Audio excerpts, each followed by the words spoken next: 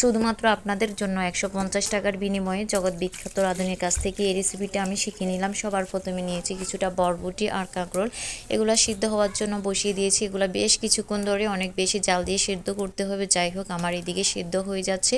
অন্যদিকে আমি কিছুটা পেঁয়াজ, কাঁচামরিচ, শুকনো মরিচ এগুলো রেডি করে নিব।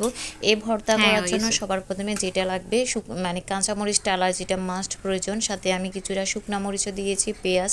আর দুপুরবেলা ছিল, খাওয়ার জন্য খুবই তাড়াহুড়া ছিল, সেজন্য ভালো করে দেখাতে পারি নাই। আর ওইদিকে যে প্লাস্টিক দেখতেছেন, গ্রামের বাড়িতে ভাই যে বৃষ্টির দিনে এরকম প্লাস্টিক বিছানো থাকে, কেউ আবার কিছু মনে করবে না। যাই হোক, এখানে আমি মরিচ, তারপর হচ্ছে পেঁয়াজ, কাঁচামরিচ টালা সব কিছু দিয়ে লবণ দিয়ে ভালোভাবে মেখে নিয়েছিলাম। তারপর এক এক করে সমস্ত সবজিগুলো মেখে নিয়েছিলাম।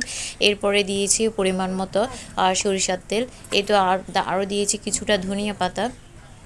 এই ভর্তা আমি কখনো খাই নাই ভাই, এই প্রথম করলাম। আর এত মজা, আপনারা যদি না করে খান তাহলে বুঝতেই পারবেন না আসলে ভর্তাটা কতই মজা।